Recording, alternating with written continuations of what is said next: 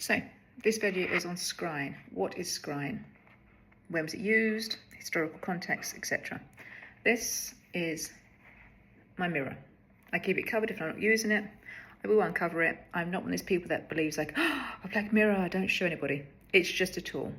I've not activated it, but you know, to use right now on people, so I'm going to show you. So this is my black mirror.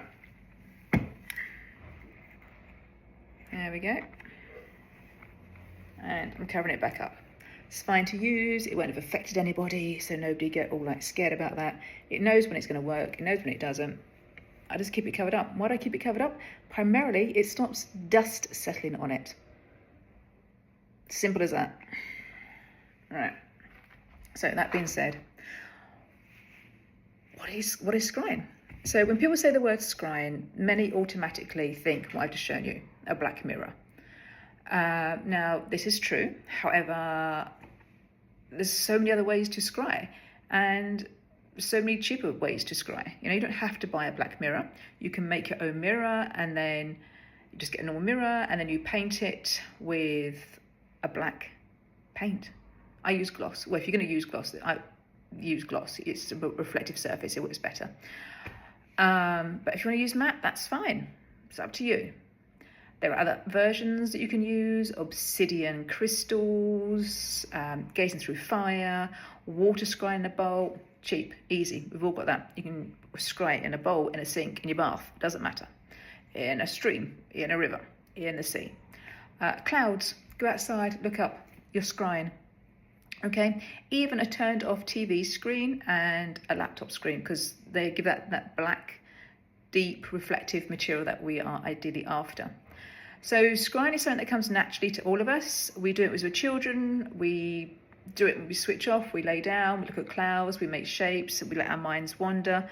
That is scrying. It's what can we see in something else. Some people are more in tune to it, but others aren't.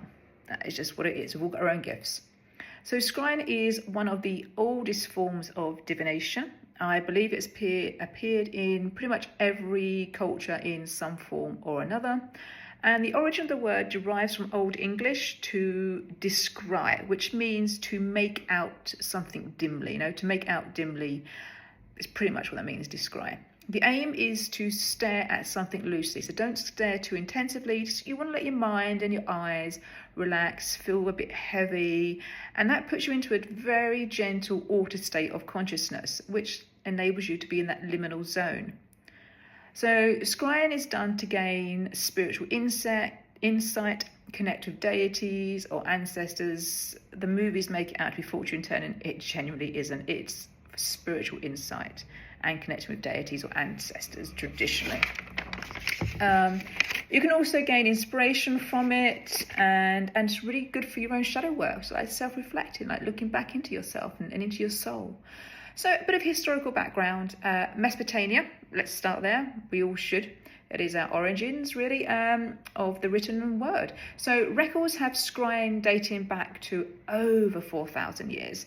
Mesopotamian priests would use bowls of oil or water to gaze into and commune with the spirits and gods. Let's flip to ancient Greece. The philosopher, and I'm going to butcher this name, Lamlictius, I'm not Greek, I can't pronounce it, wrote about divination through reflected surfaces and oracles using water in sacred springs to gain their visions.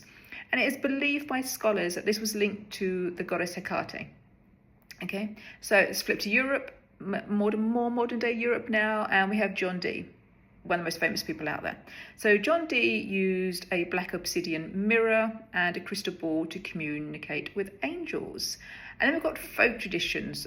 Water gazing in rural British folklore was performed on Samhain or All Hallows Eve, and that wasn't done by witches. That was done by many young unmarried women out there to see the face of their future lovers. It was like a parlor trick. They just did it. They really enjoyed seeing if they could see their future husbands.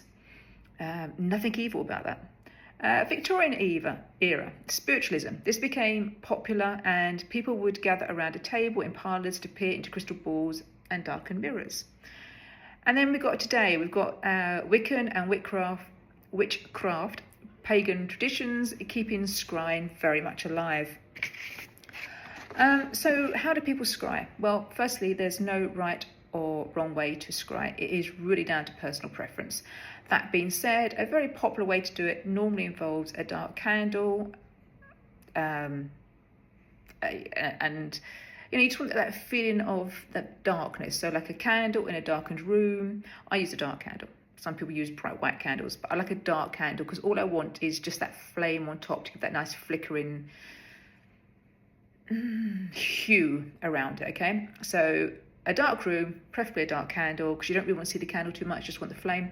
A place where you will not be disturbed. That is really important because you want to just be able to switch off. No other noises around you, no electricity hummings, no children, no husbands, no other relatives, no dogs, no cats just coming and disturbing you. You want to be gone, all right? And a reflective surface. It really is that simple. You can set yourself an intention if you want to, or just wait and see what happens, what visions come to you. Sit comfortably. This is so important because you want to be relaxed in this, and you allow your gaze just to go, just relax the eyes, see what forms, and hopefully when you come out of it, you write down those results, because it's really good to read back on these visions, see things change, see what happens. It's how you get your intuition up and running properly. So for further reading, I would like to give you some book titles. You don't have to go and see them, but it just shows this is where I've done my research from. This is not just come out of my brain, you know, some of it has, but a lot of it like historical stuff. So we've got some scholarly stuff here. I do actually need some notes for this, so hang on. So we've got The Mirror, the Magus, and More Reflections on John Dee's Obsidian Mirror by, I think it's Campbell, Healy, Kuzmin, and Glasscock. We've got Arabic Bowl Divination and the Greek Magical Papyri by Fodder, and Hydromancy by McClintock and Strong from 1880, and Divination as a Science in Ancient Mesopotamia by Jays. So there's a little bit of scholarly research there just to back up what I'm saying about scrying. So I hope you've enjoyed this video. Hope you enjoy my Patreon, and stay tuned for more. Take care.